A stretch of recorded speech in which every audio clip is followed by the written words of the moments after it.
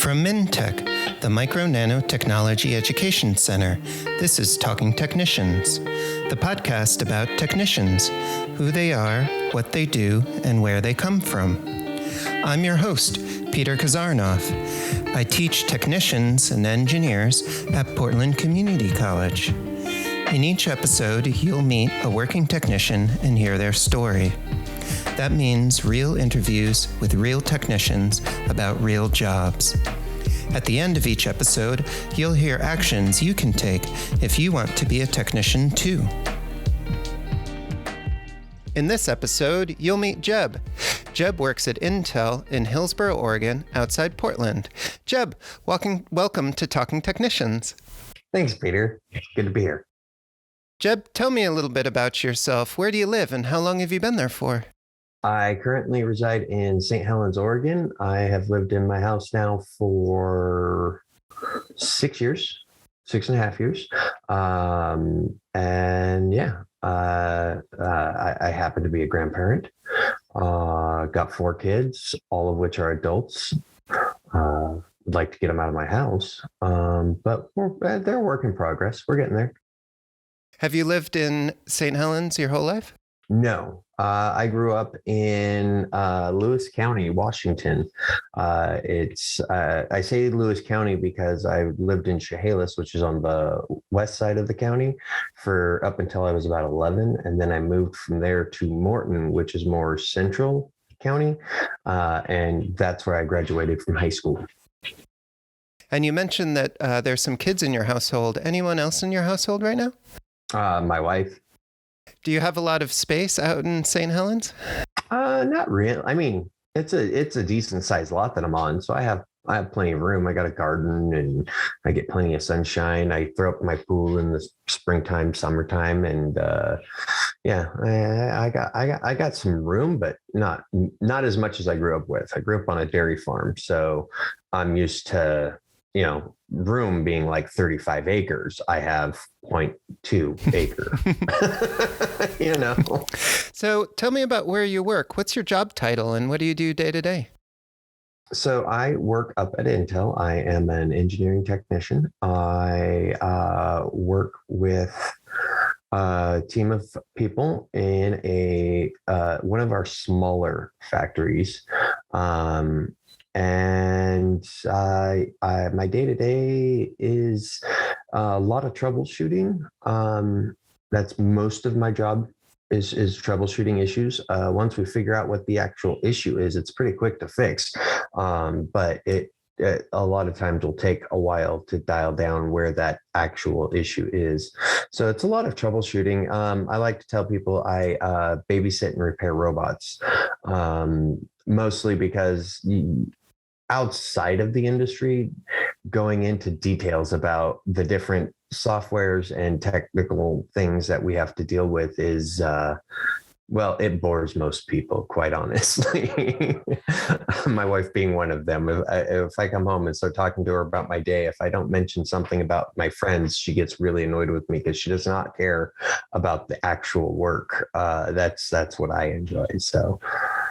So picking up on that, what kinds of different roles do you work with at Intel? Do you just work with other technicians or do you interface with scientists and engineers? I mostly I have engineers that I work with regularly on a daily basis. The group I'm currently in is very hands-on with the engineers. The engineers are usually on site with me. The last group I was in, the engineers were able to do a lot of their work from home due to COVID and everything else. They were able to remote access most of what they needed, so they weren't on site as much. I like the newer group that I'm in better in the aspect that I get more of that interaction. My previous group, I was on nights, so that also made it a lot more difficult to interact with the engineers as opposed to days. So going to days was nice, but it's definitely one of those things that it's the interactions are what you make of them. Most of them are really positive, but we're working together, troubleshooting tools, bouncing ideas off of each other. It's a very collaborative environment that I'm in right now. which I like. So I want to dig into some of the things that you just mentioned. Do you work in a team or do you mostly work alone?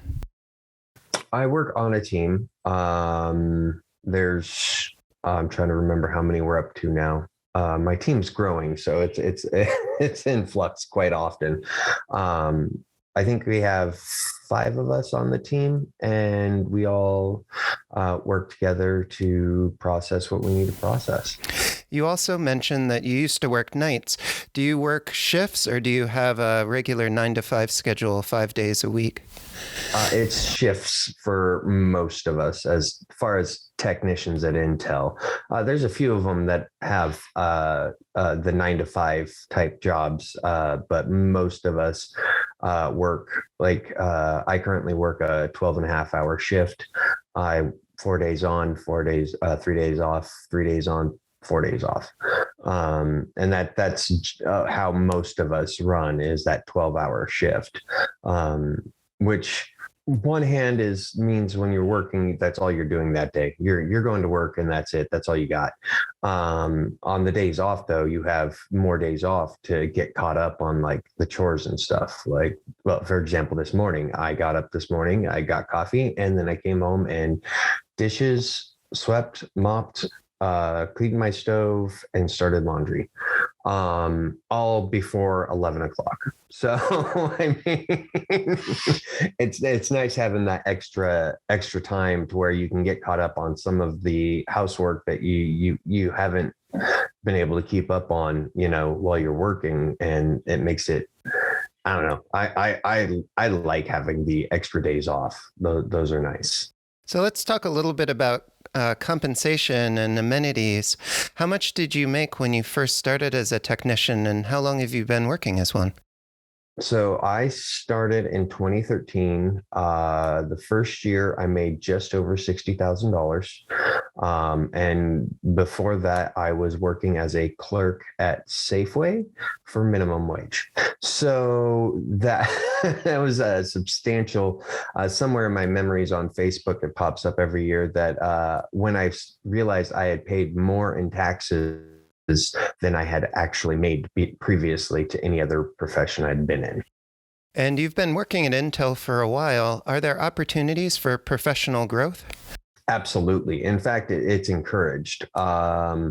Most of us, we find where we want to go fairly quickly within the company. Some people have more ambition than others. Obviously, some people they're happy where they're at, and that's okay too. But it's like I started off as a manufacturing technician, worked my way up to a manufacturing equipment technician, and now I'm an engineering technician.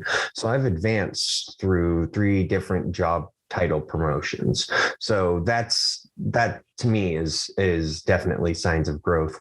There's also help with like going back to school and getting a higher education if you so choose.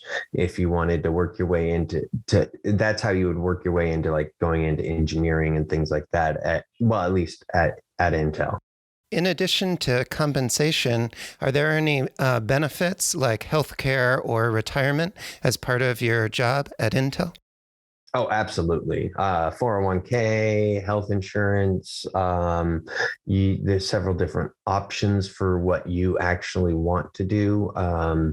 Several different programs for vision, medical, dental. You really do get to choose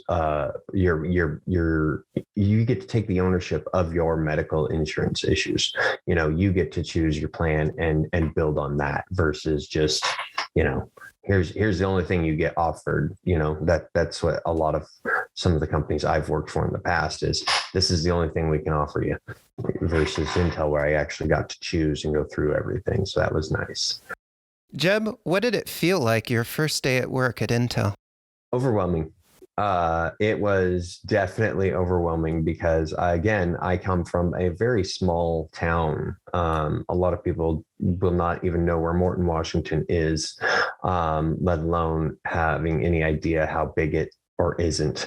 But it is, it was exciting the first day. I went to the wrong building on my first day because I was showing up like I thought I was supposed to. And I went to go in and I told them where I was there for. And they're like, you're in the wrong building. You need to go. And they gave me the map on how to get over to the other factory. And I was like, oh, okay. So getting lost on my very first day was definitely a fun adventure. I did have 4 classmates from my class at St College that were with me on that day. So 4 of us got jobs right out of college. We got our announcement on graduation day. Like I was grabbing my cap and gown and getting ready to head out the door when I got the phone call telling me I got the job. The first day in the factory was definitely the most exciting for me. And that was, they do a factory tour so that you get to go through and see everything. And that's hard enough as it is because you're so distracted by everything flying around you and just everything going on. There's so much automation going on in there. It's just amazingly impressive. And then you go from that into getting into your daily routine at your job, at your new job and stuff like that. And it grows on you. You get to the point where the OHVs, you just kind of have to keep yourself from not zoning out on them. They're they're a distraction because they're so cool, and just how fast they go and everything. It's so overwhelming at how much you see when you first go in, and most of it you do not understand at all, and that's okay. They'll teach you the ins and outs of what you need to know. So tell me a little bit about how you got to where you are now. What was your work experience before you started at Intel? My work experience before Intel was, as I said earlier, I was working at Safeway. That was the job previous to Intel. I also was volunteering to teach while I was in college, going through the program I went through.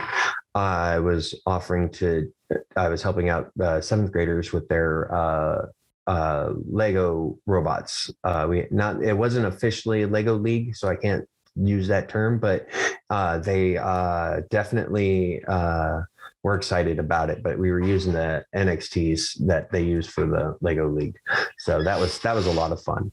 But before that, it was a lot of customer service based type jobs that I did not enjoy. There was some McDonald's, there was some Papa John's, there was a ink and toner refill recycling place. I grew up on a farm. I've worked hard enough physically. I don't need to have a physical job anymore. That was my thought process. But yeah, it was just a whole bunch of crappy minimum wage jobs and on and off unemployment as you bounce in between different basically crap jobs. That's where I went. My path to getting into the Centralia College program that I went through, it started with a friend of my wife's, actually. He had gone through the program and had started down at Intel. And then over the years, because he was one of my wife's best friends in college, and we're still really good friends now. But over the years, he kept bugging me like, dude, you can play video games, you can work at Intel. Like it's not that hard. Because I had the same thought process that a lot of people have, I'm sure, about going into the tech industry is like, you got to be super smart at that. You have to have like excellent math skills and things like that. And I mean, you do have to have good mathematics skills. That is it's not really a need. It's a work, you can work around it. I mean, we have the technology, use a calculator. They're on everybody's cell phone. But that's just it. It took him probably 3 years to convince me to finally go back to school. And then I found out I couldn't go back to school for a while because of an outstanding debt. And it took me a while to get that cleared up. Once that was cleared up, though, I was able to get enrolled again, at Centralia Community College, I went through their electronics, robotics, and automation program, and which was a general basic overview of all three disciplines. So I got a pretty basic overview of robotics, electronics, and how to build and run automation. So it was a really nice broad program, which I really liked. And it was part of the selling point on the program was the fact that even if I didn't get my job at Intel that I was going for, I had a whole new set of skills to market towards all sorts of different places. Honeywell, Boeing, any factory anywhere anymore has automation in it. Having a general basic understanding of automation, you can go in on an entry level position in an automation field, and it's an exciting career. I mean, who doesn't want to fix robots? I mean, realistically, at the end of the day, that's what I get to do. I get to work in science fiction, and that's fantastic to me. What parts of your 2-year degree at Centralia College helped you in your job? The parts that helped me the most were the troubleshooting things, specifically because I do work so much with robots. The robotics portion of it has probably helped me the most. The electronics portion, not as much. Not that knowledge wasn't great. It was fantastic and I love it. And I still occasionally will kludge together some stuff to make blinky lights and whatnot. But it was everything is so small now. We're not on a component level, and a lot of that education was component level education, which going forward as an engineer and knowing how that stuff works makes it a lot easier to understand when the engineers are, because we get so many different types of engineers at Intel. We have chemists, we have mechanical engineers, we have electronic engineers. I've had every different type of PhD other than medical and legal walk through those doors and work with me. I kid you not. It is insane as far as the engineering end of things. And yeah, they all look at things differently and talk differently to you. So it's fascinating to me to have that. But the back to the actual question, the automation has helped a lot with the understanding how that flows and what is all being communicated, how much is being communicated. A lot of people don't understand, they'll look at it and they'll be like, oh, that's so cool. They don't understand how much coding has been written for that system to work together. And on top of it, it all has to work together.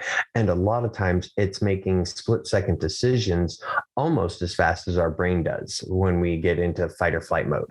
Like that's how quick these things are making choices and decisions like that. And it's mind-boggling when you really start thinking about it. It's just absolutely mind-boggling at how far we've come. And I mean, in just the last, 120 years, I mean, it wasn't that long ago, we finally figured out how to fly, and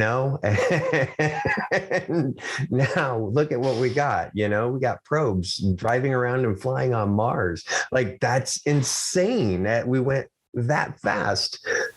So just so much advancement so quickly. And I don't think a lot of people truly understand the gravity of all of that. It's an amazing thing when you look at it that way. It makes the world, to me, it makes the world a brighter place. There's a lot of negative nonsense going on out there. And that's something that we can look at and go, look at what we have accomplished as a society, not just as an individual, just as a society as a whole. We went from being stuck on the ground to being able to go to send things to another planet in less than 150 years. That's just, it's crazy how fast technology changes and moves. And it's exciting to be in that kind of a field. Jeb, tell me about how your life changed when you became a technician. What's different now compared to when you were in community college? Money. I have it. I mean, I don't have an excessive amount of it, but I have enough. I'm not, my stress is now, instead of, am I going to be able to buy food for my kids, or now I need to clean out my pantry. There's too much food in my pantry. Like the frustrations that I have are generally not financial per se. I mean, they're financial in the fact that I spend money in the ways that I probably shouldn't more often than not. But again, that's part of that's just being poor growing up. You get used to not having money. You're going to survive without it. So when you get a big influx of money, you go out and you buy stuff.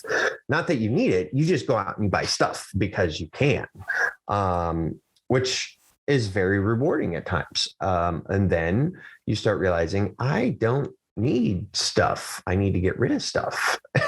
And that's when you start reeling back some of that. But I mean, just like, I never thought I'd be able to go on like a Caribbean cruise or go like at the end of this month. It's October. At the end of October, I'm going to Savannah, Georgia to visit a friend of mine.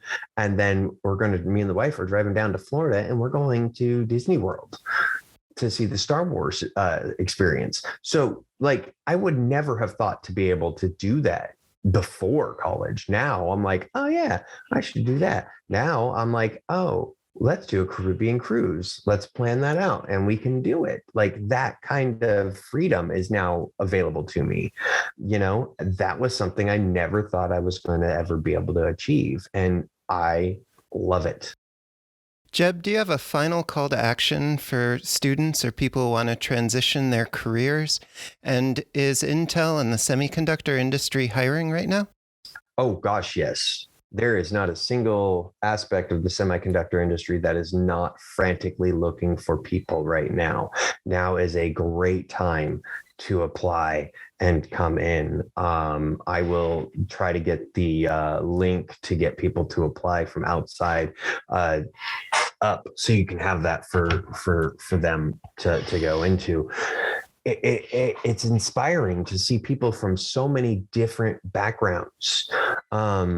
And then you also have so many different military members that end up in the tech industry. So, I mean, there are so many different ways people can navigate to get into the tech industry without having to go through formal education. So start off with your local college. If that doesn't feel right to you, talk to a recruiter. I mean, I don't encourage military actions, but at the same time, there's an opportunity there to learn with a hands-on approach. I mean, I work with guys that they worked on helicopters while they were in the military, the high-end helicopters, like the Apaches and things like that. These guys are now working at Intel after they retire. Like, it's insane at how those skills transfer so much. So yeah, just everybody knows at least one person who works in tech. It's like 6 degrees of separation. All right. Everybody knows somebody who works in tech. I guarantee it. It's a thing. Find that person, figure out how to get into it and get into it. If you are at all interested, it is an amazingly beautiful, chaotic, sometimes frustrating ride, but it is definitely worth it. Well, Jeb, thank you so much for sharing your story, and please keep in touch. Will do. Bye now. Bye.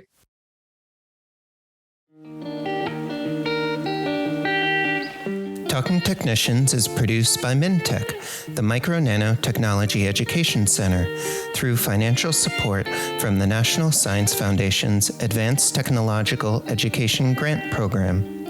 Opinions expressed on this podcast do not necessarily represent those of the National Science Foundation. Join the conversation. If you are a working technician or know someone who is, reach out to us at info@talkingtechnicians.org. We're always looking out for great guests to share more stories with you.